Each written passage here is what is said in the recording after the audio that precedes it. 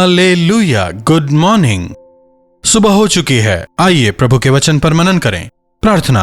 पवित्र पिता, आपका धन्यवाद, एक और नया दिन आपने हमें दिखाया। हम आपकी स्तुति करते हैं प्रभु। अगर आपकी बातों पर हम कान लगाएं, अगर आपके वचन के साथ अपने दिन की शुरुआत करें, प्रार्थना के साथ अपने हर कार्य की शुरुआत करें, आपकी इच्छा के अनुसार अगर हम आगे बढ़ें, अपने जीवन में हम विजय को, अपने जीवन में संतोष को देख पाएंगे और आपके राज्य के भागी होंगे। हम विश्वास करते हैं। वचन से बात करें। प्रार्थना यीशु के नाम से मांगते हैं, आमीन। कैसे हैं आप सभी? क्या सब ठीक है? जब देखिए काम काम काम काम काम में ही व्यस्त रहते हैं। अरे छोड़िए पादरी साहब, आपको मेरी स्थिति क्या मालूम? क्या ऐसा कह रहे हैं? दिन रात आप मेहनत करते हैं, किस लिए? जरा बताइए, किस लिए कर रहे हैं? क्यों इतना कष्ट उठाते हैं?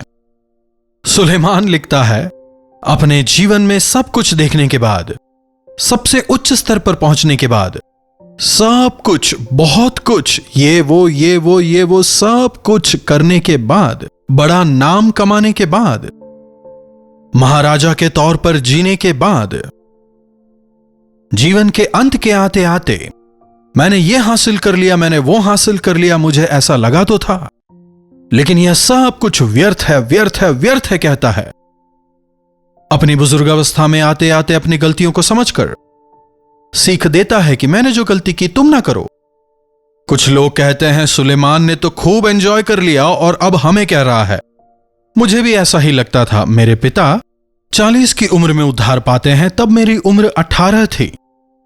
मुझसे जब मसीह को ग्रहण करने के लिए कहा, मैंने कहा आपने तो सब कुछ एंजॉय कर लिया, उम्र के इस पड़ाव पर आकर आपने उद्धार पाया। प्रभु जरूर हैं, लेकिन मेरा समय अभी नहीं आया। कहते हुए करीब 3 महीने मैंने अपनी मनमर्जी की, अपने पिता की अवज्ञा करते हुए, प्रभु यीशु के प्रेम को ना स्वीकारते हुए 3 महीने मैंने जीवन बिताया। लेकिन 3 महीने बाद ही 18 की उम्र में ही मैंने उद्धार पाया। इसीलिए प्रभु का अनुग्रह अब तक मुझ पर बना हुआ है। जितनी छोटी उम्र में आप अपनी जिंदगी को प्रभु को सौंपेंगे, उतना अच्छा है। सुलेमान की तरह पूरी मौज मस्ती करके बुढ़ापे में मन फिरा लूंगा अगर आप कहते हैं, जरा सोचिए सुलेमान का क्या हुआ, उसके संतानों का क्या हुआ, उसके साम्राज्य का क्या हुआ, उसके वंश का क्या हुआ। अगर देखा जाए तो परमेश्वर ने केवल दाऊद को दिए हुए वायदे की वजह से उसे बचाया। फिर भी अपने जीवन में सुलेमान अच्छे फल को नहीं देख पाया। अगर आप चाहते हैं कि आप और आपका घराना आशीषित रहे तो आवश्यक है अपने आप को प्रभु को सौंपें। जीने के लिए परिश्रम ना करें, प्रभु को और गहराई से खोजने का यत्न करें। आज आप किस बात को लेकर परिश्रम कर रहे हैं? देखिए सुलेमान क्या कहता है। सभोपदेशक 6वां अध्याय 7वीं आयत, मनुष्य का सारा परिश्रम उसके पेट के लिए ही तो होता है। सारा परिश्रम पेट के लिए ही तो है, खाने पीने के लिए ही तो है। मनुष्य का सारा परिश्रम सबसे पहले भूख, खाने के लिए, उसके बाद वस्त्र और उसके बाद तमाम वो सारी अन्य वस्तुएं। जरा सोच के देखिए, आज हमारे पास पैसा है, खाने के लिए अच्छा खाना है, लेकिन क्या मन में हम संतोषित हैं? जो व्यक्ति पेट भर खाना खाता है वह तृप्त रहता है, पर जो हद से ज्यादा खाते हैं, क्या वे भी तृप्त रहते हैं? नहीं, वे थक जाते हैं, आलसी हो जाते हैं। हम परिश्रम किस लिए कर रहे हैं? एक और वचन भी देखिए, 5:18, सुन जो भली बात मैंने देखी है, वरन जो उचित है। क्या लिखा है? वरन जो भली बात मैंने देखी और जो उचित है। क्या है वह उचित बात? देखिए आगे सुलेमान क्या कह रहा है। वह यह कि मनुष्य खाए और पिए और अपने परिश्रम से जो वह धरती पर करता है, अपनी सारी आयु भर जो परमेश्वर ने उसे दी है, सुखी रहे, क्योंकि उसका भाग यही है। तो जो सुलेमान ने भली बात या उचित बात देखी वह क्या है? कि परमेश्वर ने एक व्यक्ति को जो आयु दी है उसमें वो सुखी रहे। कुछ लोग जीवन में थोड़े समय तक अच्छे रहते हैं, उसके बाद बीमार हो जाते हैं। कुछ लोग कुछ समय अच्छे रहते हैं, अचानक सब कुछ खो देते हैं, गरीबी में चले जाते हैं। पैसे वालों की परिस्थितियों को देखिए, एक समय वे शिखर पर होते हैं और अचानक उनकी परिस्थिति बदल जाती है और धड़ाम से गिर जाते हैं। क्या पैसों की अधिकता की वजह से, धन दौलत की वजह से, क्या उनके पास शांति समाधान ज्यादा है? अगर ऐसा होता तो अच्छी बात होती। हम जितना अधिक परिश्रम करते हैं उतनी अधिक परेशानियों का सामना भी करना होता है। पैसों के लिए परिश्रम करते हैं। एक और वचन देखिए, 5वां अध्याय उसकी 10वीं आयत। जो रुपये से प्रीति रखता है वह रुपये से तृप्त ना होगा, और ना ही जो बहुत धन से प्रीति रखता है लाभ से, यह भी व्यर्थ है। जब संपत्ति बढ़ती है तो उसके खाने वाले भी बढ़ते हैं। क्या कह रहा है? उसके खाने वाले भी बढ़ते हैं। तब उसके स्वामी को इसे छोड़ और क्या लाभ होता है कि उस संपत्ति को अपनी आंखों से देखे। संपत्ति बढ़ने के साथ साथ जोखिम भी बढ़ते हैं, खर्च भी बढ़ जाते हैं, बिल्स ज्यादा आना शुरू हो जाते हैं। लोगों को लगता है धन संपत्ति है तो सुख चैन से रह पाएंगे। जी नहीं। परिश्रम करने वाला चाहे थोड़ा खाए, था बहुत, फिर भी उसकी नींद सुखद होती है। जो परिश्रम करने वाले लोग होते हैं उनकी नींद सुखदाई होती है, परंतु धनी के धन के बढ़ने के कारण उसको नींद नहीं आती। क्या आज कई लोगों की स्थिति ऐसी नहीं है? जिनके पास पैसा है उन्हें नींद नहीं आती। जो और पैसा कमाने का परिश्रम कर रहे हैं, पैसा पैसा पैसा पैसा करते हुए, उन्हें भी रात को अच्छी नींद नहीं आती। भली बात क्या है, उचित बात क्या है? एक इंसान भरपेट भोजन करके एक सुखदाई नींद सो पाए। अगर आप सही से नहीं सोते हैं तो आपका दिमाग सही से काम नहीं करता, भावनात्मक तौर पर आप स्थिर नहीं होते और कई अन्य परेशानियां। प्रभु से प्रेम करने वाले परिश्रम करने वाले होते हैं, यहां पर हम देख सकते हैं। खाना पीना बड़ी बात नहीं है, लेकिन अगर खाना पीना अच्छा ना हो, ओ माय गॉड, विभिन्न प्रकार की बीमारियां कम खाना खाने की वजह से बीमार हुए लोगों की संख्या से ज्यादा खाना खाकर बीमार हुए लोगों की है। डॉक्टर्स कहते हैं कम खाने वाले लोगों से ज्यादा अधिक खाने वाले लोग बीमार होते हैं। खाना भी खाएं और अधिक परिश्रम करें तो कोई बात नहीं, लेकिन केवल खाना खाना खाना, अगर केवल खाना ही खाते रहें और परिश्रम ना करें तो मोटे हो जाएंगे, फैट बढ़ जाएगा, कोलेस्ट्रॉल हो जाएगा, और ज्यादा कोलेस्ट्रॉल शरीर के लिए अच्छा नहीं है। मैं जब मोटे लोगों की परेशानियों को देखता हूं, मुझे उन पर दया आती है। कैसे इन लोग अपने आप को संभाल पाते हैं? इतने भारी वजन को लेकर चलना जो है, प्रभु ने परिश्रम करने को कहा है, और अगर हम परिश्रम करेंगे तो शरीर में चर्बी नहीं बढ़ेगी। हम जो खाते हैं वो बैलेंस्ड होना चाहिए। एक बैलेंस्ड डाइट हमें खाना है, तब शरीर की स्फूर्ति बनी रहेगी, आप में ताकत होगी, आप में बैलेंस होगा, आप तंदुरुस्त रहेंगे, स्वस्थ रहेंगे। आजकल लोग खाने पर जितना ध्यान लगाते हैं, परिश्रम पर उतना नहीं लगाते। पैसा कमाने की जितनी चाह है, नींद के लिए शायद उनमें इतनी चाह नहीं है। एक मनुष्य को संतुष्ट क्या करता है?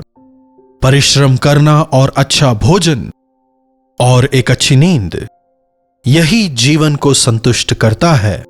असंतुष्ट जीवन का क्या लाभ बताइए? मनुष्य का सारा परिश्रम पेट के लिए ही तो है, फिर भी उनके हृदय संतुष्ट नहीं होते। एक और वचन देखते हैं, देखिए 6:9। आंखों से देख लेना मन की चंचलता को। मन की चंचलता, उसके बारे में भी सुलेमान कहता है कि यह व्यर्थ है। यह करना है, वो करना है, यह खाना है, वह खाना है, यहां जाना है, वहां जाना है, इतना पैसा चाहिए, वो करना है। ये सारी जो आशाएं हैं, पेट भरने के लिए भोजन काफी है। अगर प्यास लग रही है तो सादा पानी काफी है। लेकिन आज अनेक लोग जो विभिन्न प्रकार की मन की चंचलताएं हैं, उन्हें पूरा करने के लिए प्रयासरत रहते हैं। आंखों से देख लेना मन की चंचलता से उत्तम है, यह भी व्यर्थ है, मन का कूड़ना है।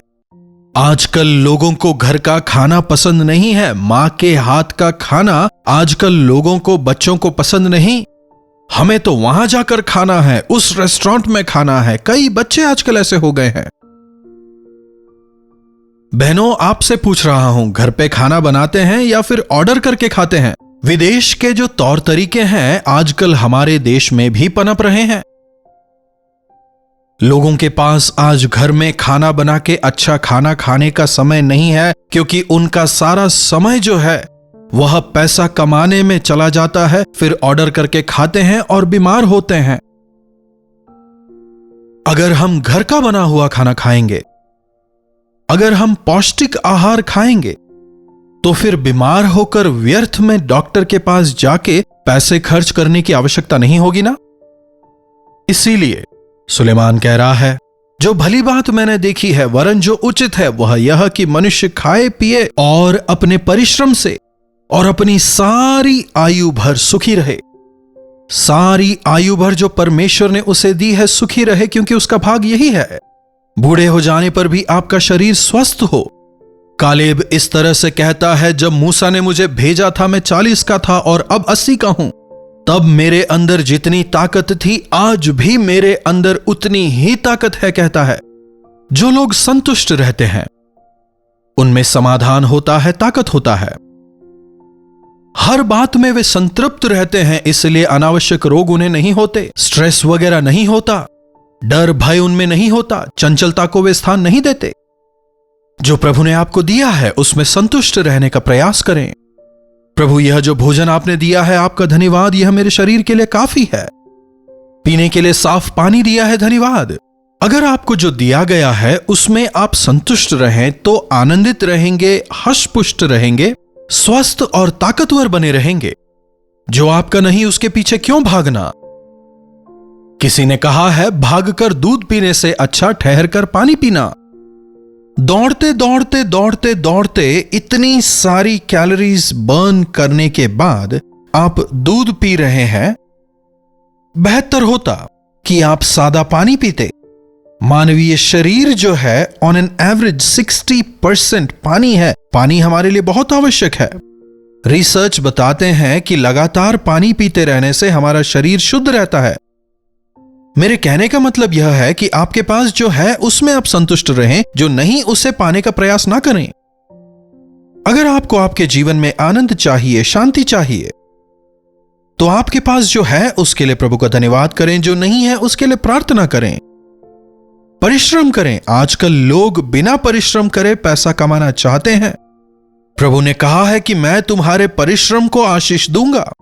जब मनुष्य परिश्रम करते हैं, आनंदित रहते हैं, सुखी रहते हैं, अच्छी नींद सो पाते हैं। इंसान अगर बिना परिश्रम किए रहता है, उसके पास चाहे जितना हो, जो हो, उसे नींद नहीं आती, ना ही तृप्त हो पाता है। धन का मोह सभी बुराइयों की जड़ है। पैसों का मोह होना, पैसों के पीछे भागना हर बुराई का जड़ है। प्रभु ने जो दिया है उसमें तृप्त रहना हमें सीखना है।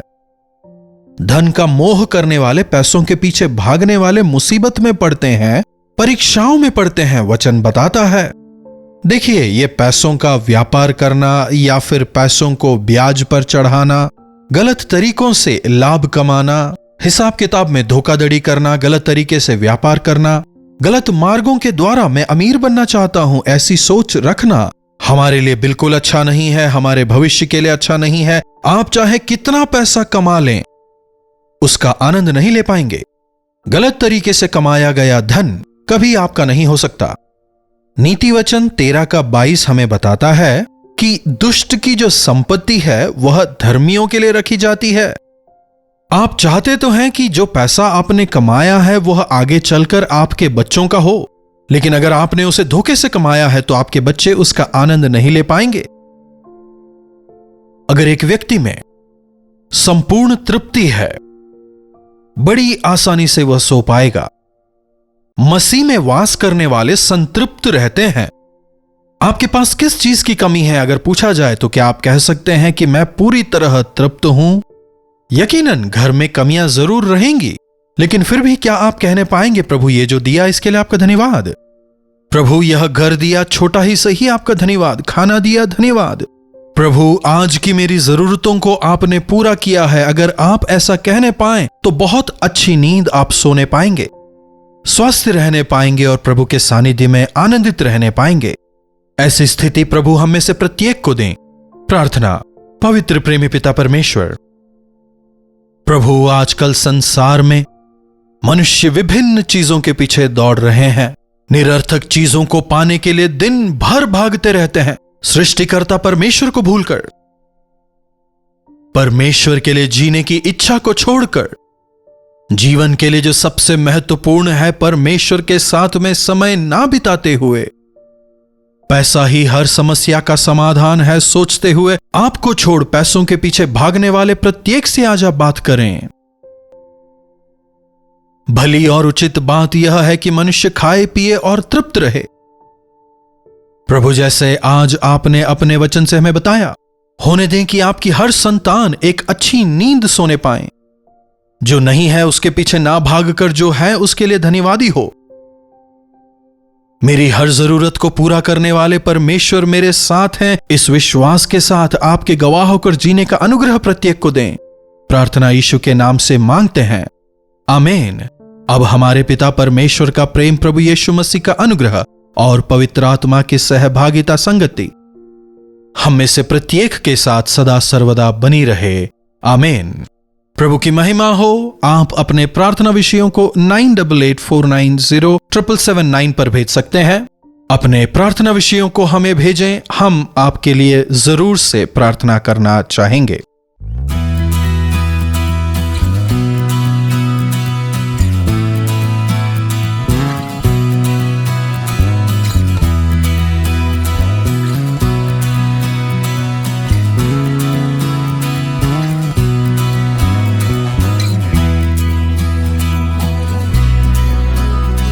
हालेलुया। दिल्ली और एनसीआर के लोगों के लिए शुभ समाचार।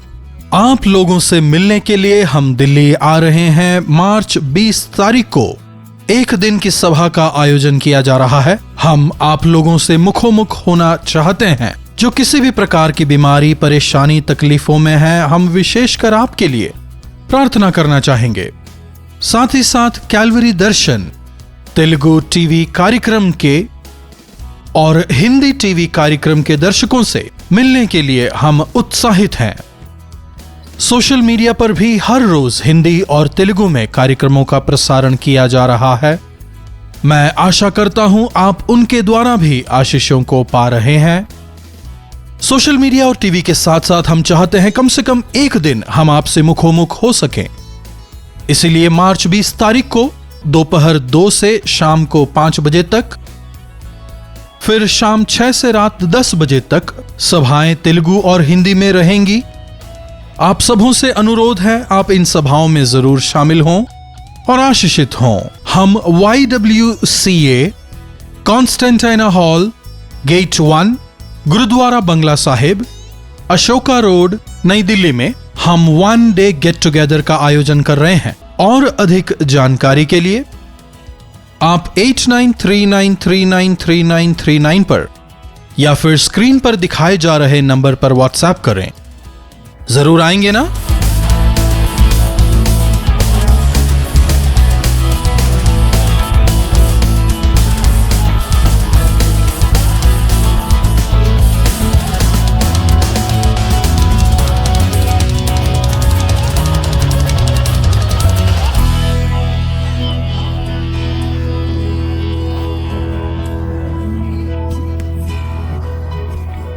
कलवरी दर्शन, ये है प्रेम के दर्शन, यीशु प्रेम के दर्शन।